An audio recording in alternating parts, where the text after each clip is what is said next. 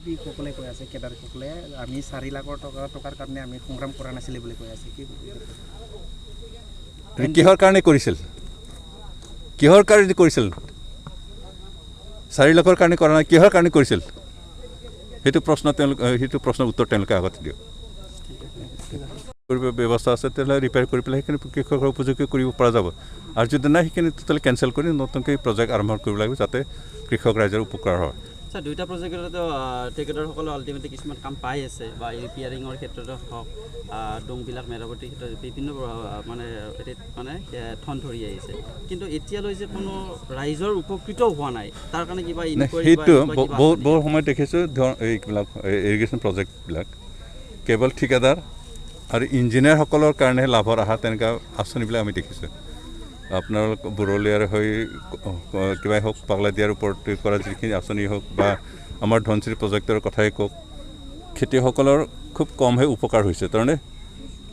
টাৰ্গেটটো কৃষকৰ আছিল যদিও বৰ্তমান বিভাগীয় কৰ্মচাৰীসকলে বিভাগীয় যিবিলাক ইঞ্জিনিয়াৰ আছে তেওঁলোকে কেৱল নিজৰ লাভৰ কাৰণে কাম কৰি থকা দেখা গৈছে ঠিকাদাৰ আৰু ইঞ্জিনিয়াৰবিলাকৰ মাজতহে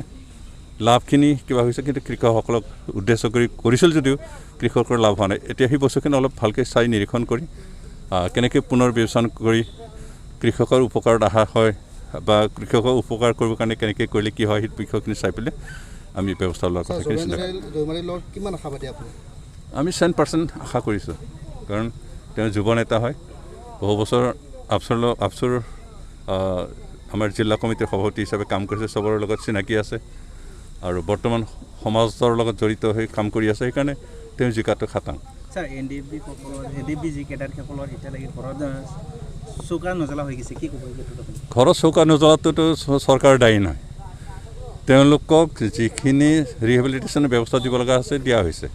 মাত্ৰ হয়তো 100জনমান বাকী আছে চব সংগঠন মিলাই 100জনমান বাকী আছে বাকীখিনি চবেই পাইছে এতিয়া 4 লাখ টকা পায়ো যদি চৌকা জ্বলা নাই সেইটো কাৰ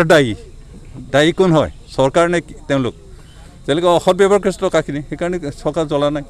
তা চৰকাৰেতো সদায় তেওঁলোকক সহায় কৰি থাকিব নোৱাৰে তেওঁলোকক দিয়া হৈছে তাৰ ওপৰত ভিত্তি কৰি তেওঁলোকে নিজৰ জীৱিকা বনাই ল'ব লাগে ৰঞ্জন এইবাৰ আইনমতে কিবা কৰিব সেইটো কোনোবাই দাবী কৰিলে কোনোবাই কিবা কয় হাল্লা কৰিলে এইটো মুক্তি নহয় ৰঞ্জন দেৱাৰীক উলিয়াব লাগিব আইন যিহেতু আইনে তেওঁক আবদ্ধ কৰি ৰাখিছে সেইকাৰণে আইনী প্ৰক্ৰিয়াৰে তেওঁ উলিয়াবৰ কাৰণে চেষ্টা কৰিলে তাকে নকৰি যদি কোনোবাই হাংগাৰ ষ্ট্ৰাইক কৰে ধৰ্ণা কৰে প্ৰচেছন কৰে এইটো মূল্যহীন